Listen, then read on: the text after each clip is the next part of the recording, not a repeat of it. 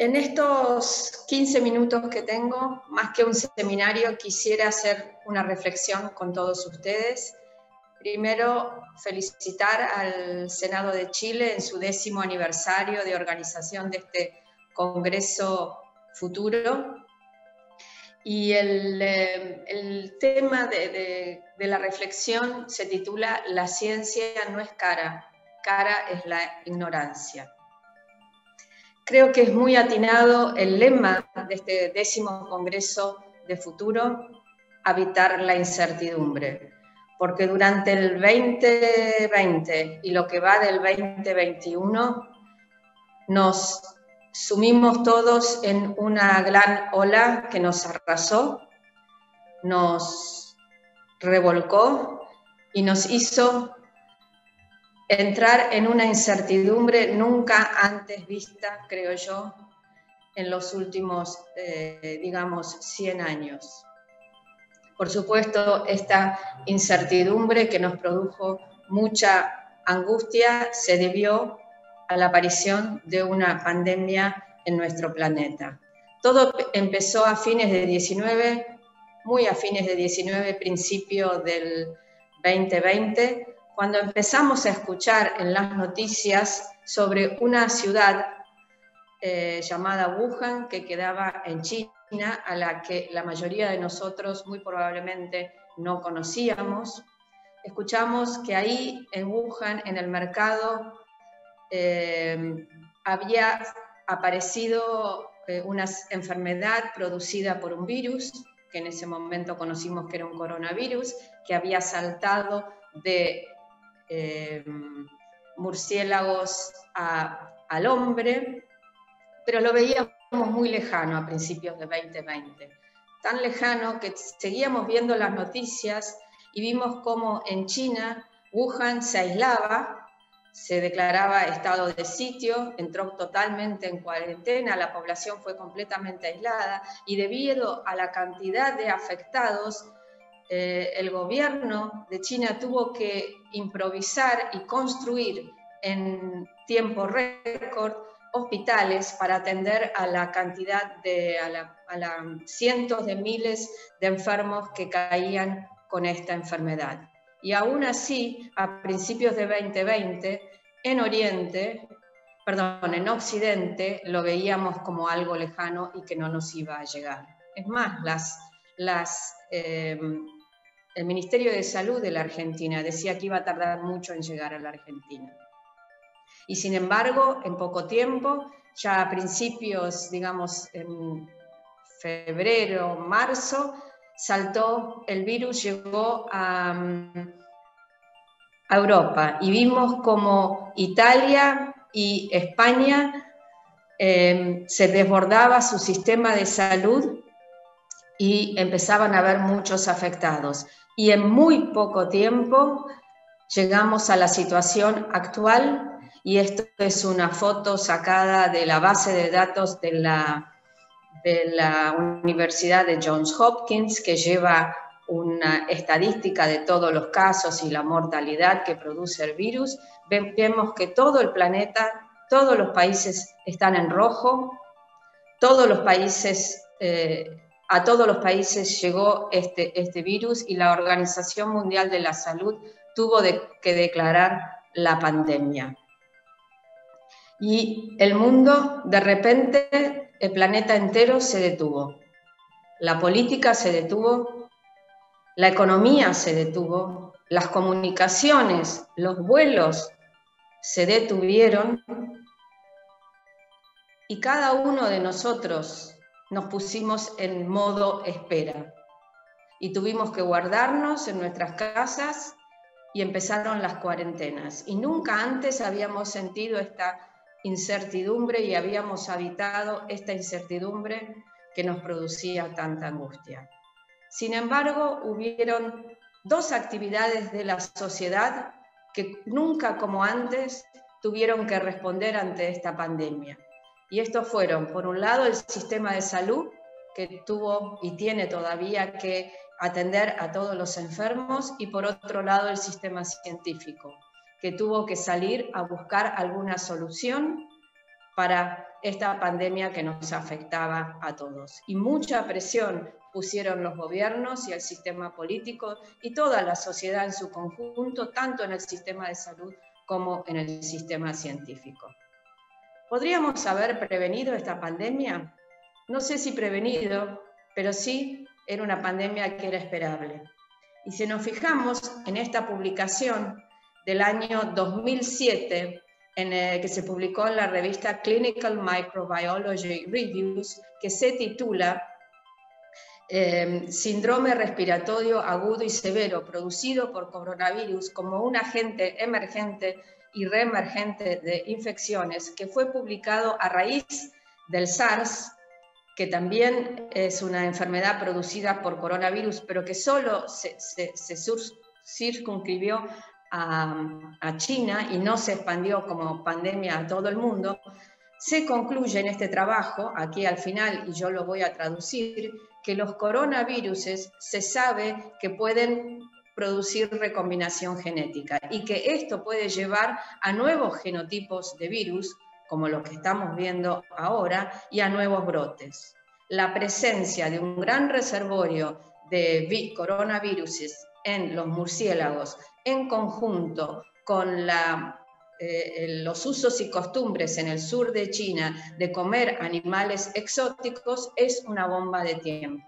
Y por lo tanto, la posibilidad de la reemergencia del SARS o de otras formas de infecciones producidas por virus que saltan de animales producidos en laboratorios, es algo que no puede ser ignorado y para lo cual tenemos que estar preparados. Esto fue en el 2007, 13 años después tenemos la pandemia del coronavirus en todo el mundo. ¿Sí?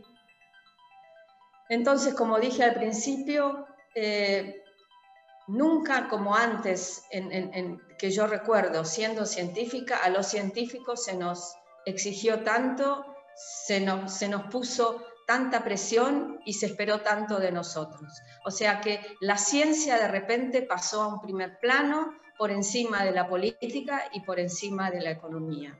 Pero no solo los científicos hablábamos de ciencia durante esta pandemia. La sociedad en su conjunto empezó a utilizar y a aprender y a conocer y a utilizar términos que nunca antes habían escuchado ni sabía lo que querían decir. O sea que la ciencia de repente estuvo en boca de todos, en boca de toda la sociedad.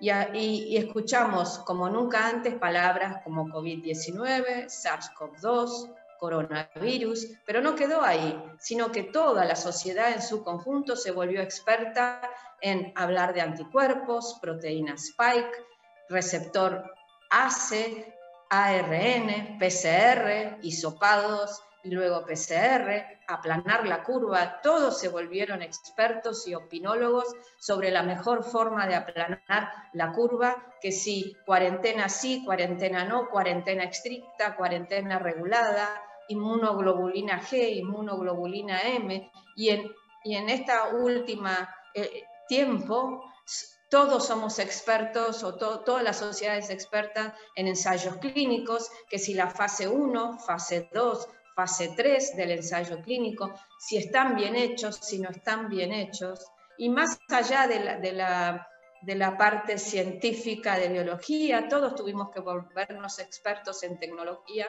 para poder comunicarnos, expertos en Meet y expertos en Zoom. O sea que la ciencia y las palabras científicas se volvieron moneda corriente y estuvieron y están todavía en boca de todos. Pero paradójicamente apareció una postal en la sociedad que yo nunca antes había visto, salvo en los países asiáticos. ¿Y qué es esto? Cuando uno viajaba a China o a Japón hasta la pandemia del coronavirus, solo en esos países del Medio Oriente, del Lejano Oriente, o sea, asiáticos, es que uno veía a las personas en la calle o en los subtes tapándose la boca y tapándose la nariz, como despersonalizadas. Y sin embargo, luego de la pandemia del coronavirus, todo el planeta tuvo que taparse la boca. El planeta fue enmudecido y el planeta tuvo que ponerse en manos, sí o sí, del sistema de salud por un lado y del sistema científico por el otro. Ahora, ¿es justo pedirle tanto a un sistema, a dos sistemas, del de salud y la ciencia, que son tan vapuleados y tan poco financiados en países que se consideran en vías de desarrollo como los nuestros, Argentina y Chile, comparado con otros países? Y miremos estos gráficos que muestran la inversión, y no hablo de gasto, sino inversión en ciencia en distintos países, Argentina, Chile, China, hasta llegar a Estados Unidos. Esta línea negra en todos lados, que es igual, es la media de inversión en ciencia mundial, expresada como porcentaje de Producto Bruto Interno. Si nos fijamos en Argentina, el 0,5% del Producto Bruto Interno va a la ciencia, muy por debajo de la media mundial y muy por debajo de los países desarrollados y en vías de desarrollo. Chile, 0,3% en el año 2018. Comparémoslos como países con Israel, que 4,9%, Japón, 3,2%, Estados Unidos, 2,8%, Reino Unido, 1,7%, todos países desarrollados donde la inversión en ciencia supera el 2% y en algunos casos ampliamente el 2% del Producto Bruto Interno. Y en países que decidieron entrar en la vía de desarrollo, por ejemplo, Corea, que desde el año 2000 al 2019 sostenidamente aumenta su inversión en ciencia y tecnología hasta llegar al 4%, y China, la República China, que pasa de un valor muy parecido a la inversión en ciencia en Chile y en Argentina, pero empieza a subir su inversión sostenidamente hasta el 2%. Entonces, nuevamente mi pregunta, ¿podemos exigirle a un sistema científico desfinanciado por años, como es el argentino y el chileno, que respondan tanto en una pandemia cuando la inversión en ciencia es tan baja? Aunque no sea justo y aunque la inversión ha sido sostenidamente baja, el sistema científico, el cual yo conozco, que es el argentino, respondió en forma muy positiva. Apenas se comenzó la pandemia, se declaró la pandemia en marzo, el Ministerio de Ciencia y Tecnología e Innovación Productiva en la Argentina conformó la unidad llamada Coronavirus COVID-19, en la cual se convocó a una gran cantidad de excelentes científicos nacionales del país a esta unidad, y se les dio dinero como para poder desarrollar tanto tratamientos como distintos proyectos para poder paliar esta pandemia. Y quisiera nombrar 4 proyectos que llegaron a un fin muy importante en nuestro país. Por un lado, tenemos el proyecto liderado por la doctora Andrea Gamarnik. Andrea Gamarnik es una destacada viróloga que trabaja en nuestro país, investigadora básica, nunca antes trabajó en clínica, que apenas comenzó la pandemia reformuló todo su trabajo para trabajar en coronavirus.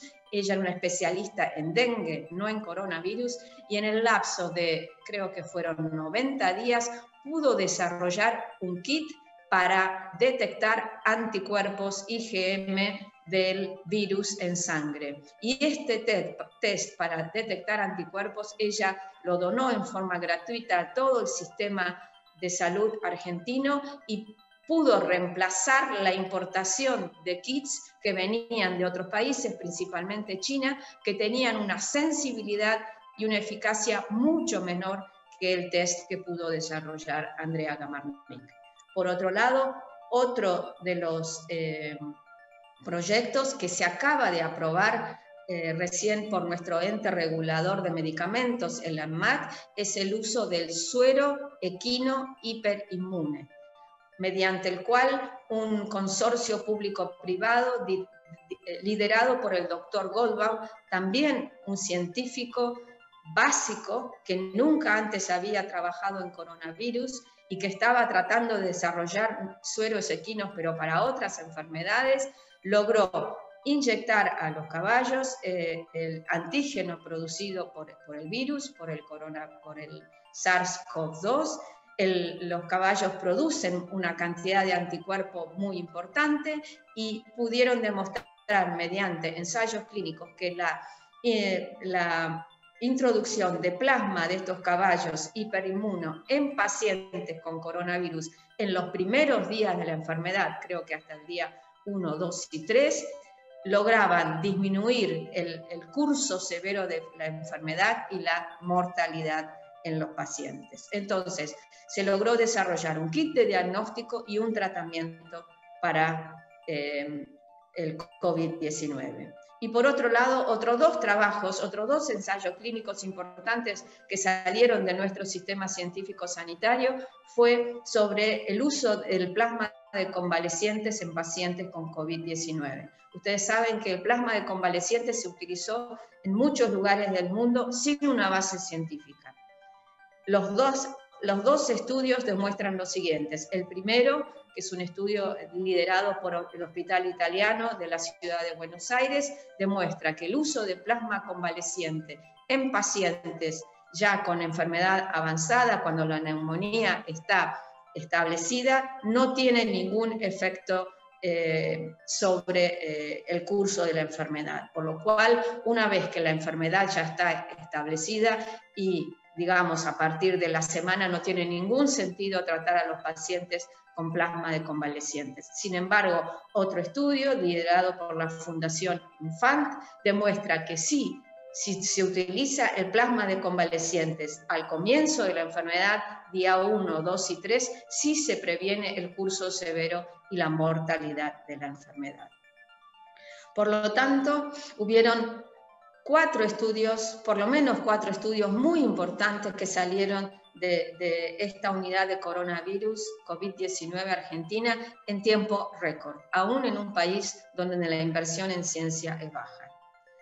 Ahora, ¿es esta la única pandemia a la cual se enfrentó el mundo? ¿Y cuál es la diferencia con otras pandemias? No, por supuesto que no es la única pandemia. Desde tiempos muy tempranos, en el año 500, desde la peste de Justiniano, pasando por la peste negra, la viruela, la gripe española, la gripe asiática, la gripe de Hong Kong, el VIH-Sida y la gripe porcina. Sin embargo, creo que nunca antes, en tiempo récord, se dio una solución por parte del sistema de salud y sistema científico a la pandemia como antes.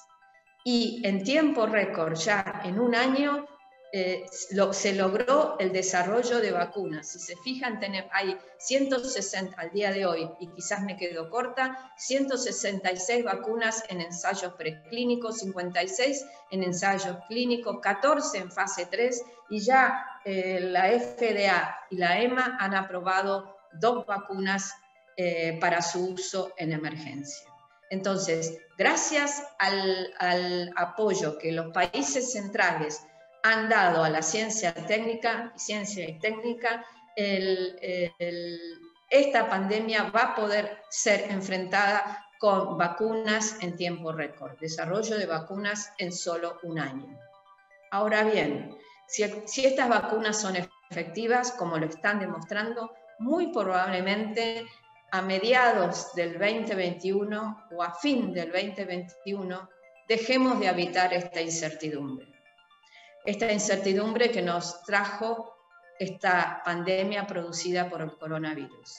Y por supuesto, cada uno de nosotros muy probablemente vuelva a nuestra anterior normalidad, a nuestra vida normal, y muy probablemente los gobiernos vuelvan a tener sus prioridades de siempre, que van a ser la política y la economía, y en países como los nuestros, y principalmente en Argentina, donde el índice de pobreza supera ampliamente el 40%, muy probablemente la pobreza sea más importante, o combatir la pobreza sea más importante que apoyar la ciencia, lo cual considero que tendrían que ir por carriles diferentes. Entonces, ¿la ciencia dejará de estar en boca de todos o seguirá estando en boca de todos?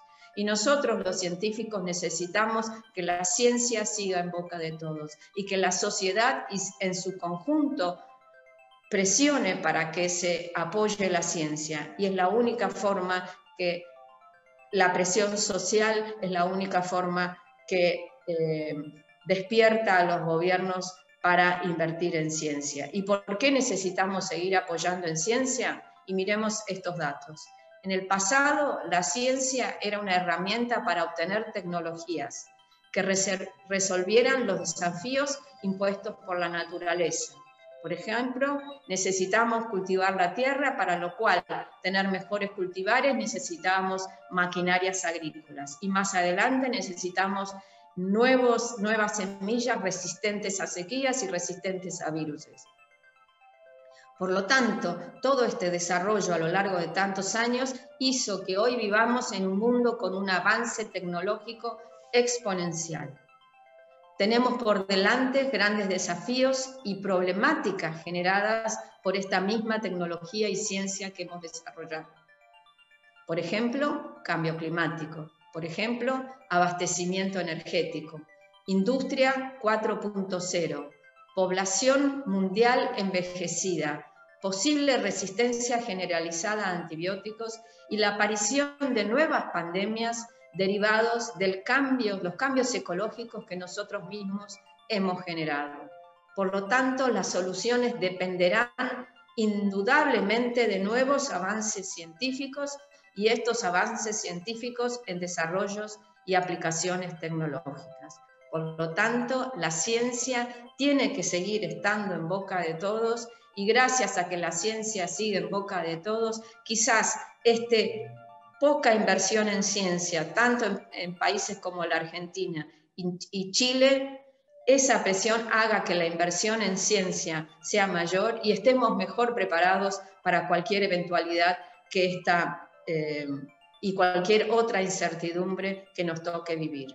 Y quiero terminar con una reflexión de nuestro premio Nobel en Medicina y Fisiología, el doctor Bernardo Husay, en el año 67, el cual decía: la disyuntiva es clara, o bien se cultiva la ciencia, la técnica y la investigación, y el país es próspero, poderoso y adelanta, o no se la practica debidamente y el país se estanca y retrocede, vive en la pobreza y la mediocridad.